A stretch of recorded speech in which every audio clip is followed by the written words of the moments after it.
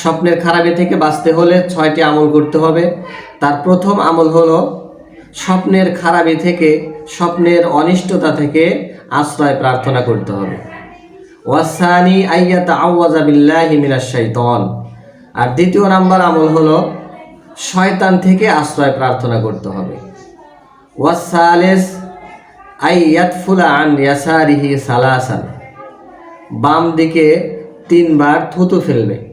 3বার থুতু ফেলবে, এর অর্থ হলো এমনভাবে থুতু ফেলবে মুখ থেকে থুতু বের হবে না, শুধু থু থু এমন আওয়াজ করবে, হালকা একটু বের হলে হতে পারে, কিন্তু একেবারে যে আপনার মুখ থেকে থুতু বের হতে হবে, অনেকগুলো থুতু বের করতে হবে, বিষয়টি এমন নয়।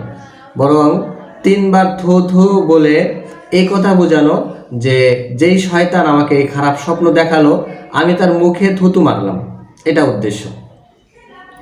আর 4 নাম্বার আমল হলো ওয়ারাবির আই আল্লাহ ইয়াযকুরাহা লিআহাদিন আসলান। যে আপনি যে খারাপ স্বপ্ন দেখেছেন এই খারাপ স্বপ্নের কথা কারো কাছে বলবেন না, কোনো ব্যক্তির কাছে বলবেন না। কেননা আপনি যার কাছে বলবেন খারাপ স্বপ্নের কথা, সে যদি সেই স্বপ্নের ব্যাখ্যা খারাপভাবে করে তাহলে এমনও হতে পারে যে আপনার জীবনে সেই খারাপ স্বপ্ন খারাপভাবেই প্রতিফলিত হবে। এই জন্য আমরা যখন কোনো খারাপ স্বপ্ন দেখব এটা নিজের মধ্যেই রাখবো, কারো কাছে বলবো না। হ্যাঁ, আপনি এমন কোনো ব্যক্তির কাছে বলতে পারেন যে আপনাকে খুব ভালোবাসে, সে স্বপ্নের ভালো কোনো ব্যাখ্যা করে দেবে, এমন কোনো ব্যক্তির কাছে আপনি বলতে পারেন। তবে সচরাচর আপনার অনেক বন্ধু থাকবে, সকল বন্ধুর কাছে আপনার খারাপ স্বপ্নের কথা বলবেন না। কেননা অনেক স্বপ্ন এমন আছে যা শুনতে মনে হয় খারাপ কিন্তু সেই স্বপ্নের ব্যাখ্যা অনেক ভালো।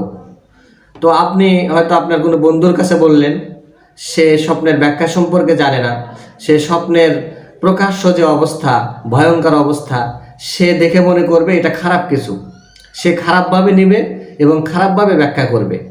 তো সে যখন খারাপভাবে ব্যাখ্যা করবে তো আপনার জীবনে সেই স্বপ্নের খারাপিটা প্রতিফলিত হতে পারে। এই জন্য রাসূলুল্লাহ সাল্লাল্লাহু আলাইহি ওয়াসাল্লাম বলেছেন, তুমি যখন খারাপ স্বপ্ন দেখবে তখন সেই স্বপ্নের কথা কারো কাছে বলবে না। আর 5 নাম্বার আমল হলো আইয়াকুমার রাজুলু ফায়ুসাল্লি। 2 রাকাত নামাজ পড়বে। এখানে রাকাত সংখ্যা উল্লেখ নেই, তবে অন্য একটি হাদিসে রাকাত সংখ্যা উল্লেখ আছে যে খারাপ স্বপ্ন দেখলে উঠে ওযু করে 2 রাকাত নামাজ পড়বে। আর 6 নাম্বার আমল আইয়াতাহাওয়ালা আন জামবিহিল্লাযী কানা আলাইহি। সে যে পার্শ্ব হয়ে শুয়েছিল সে পার্শ্ব পরিবর্তন করবে। আপনি যদি ডান কাত হয়ে শুয়ে থাকেন তো খারাপ স্বপ্ন দেখার পর পার্শ্ব পরিবর্তন করে বাম কাত হয়ে শুবেন। আর যদি আপনি বাম কাতে থাকেন তাহলে পার্শ্ব পরিবর্তন করে ডান কাতে শুবেন। এই হলো 6টি আমল।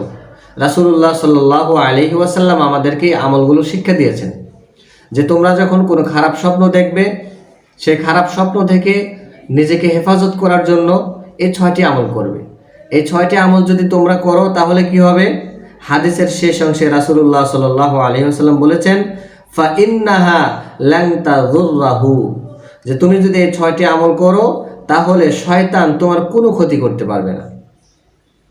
তো আল্লাহ তাআলা আমাদের সবাইকে তৌফিক দান করেন, আমরা যেন খারাপ স্বপ্ন দেখলে এই আমলগুলো করতে পারি এবং আল্লাহ তাআলার কাছে এই স্বপ্নের খারাপি থেকে আশ্রয় প্রার্থনা করতে পারি। আসসালামু আলাইকুম ওয়া রাহমাতুল্লাহি ওয়া বারাকাতুহু।